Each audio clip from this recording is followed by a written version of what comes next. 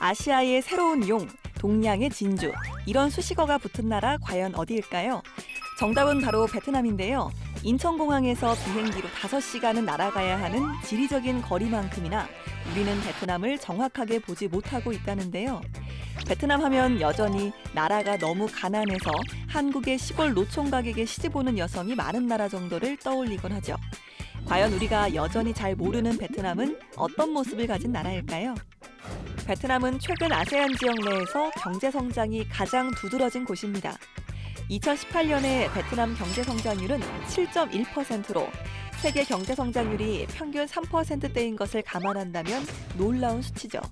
최근까지 30년 사이에 GDP는 14배가 늘었고 세계 최하위 수준이었던 경제 규모는 어느새 47위까지 올라서는 쾌거를 이뤘죠. 실제로 투자 전문지 배런스는 인도차이나 반도의 메콩강 유역 5개국 중 신차이나가 될 가장 유력한 국가라고 보도하기도 했습니다. 이런 베트남의 경제 성장 배경에는 베트남의 인구가 있습니다. 2019년 통계청 기준 9,646만 명으로 전 세계 15위 인구수를 자랑하는데요. 그중 15세부터 65세 사이 근로인구가 전체 인구의 68.4%를 차지하고 있습니다. 즉 10명 중 7명이 일하는 사람이라는 거죠. 이를 두고 전문가들은 이른바 인구 황금기라고 말하죠. 자그마치 1억 명에 달하는 베트남 인구는 공장을 돌리는 일꾼이자 시장을 일으키는 내일의 소비자인 셈인데요. 바로 이것이 세계 유수의 기업들이 베트남으로 눈 돌리게 하는 원인일 겁니다. 하지만 많은 사람들이 베트남의 경제 성장률에 놀라면서도 선진국 진입의 가능성에는 낮은 평가를 해왔습니다.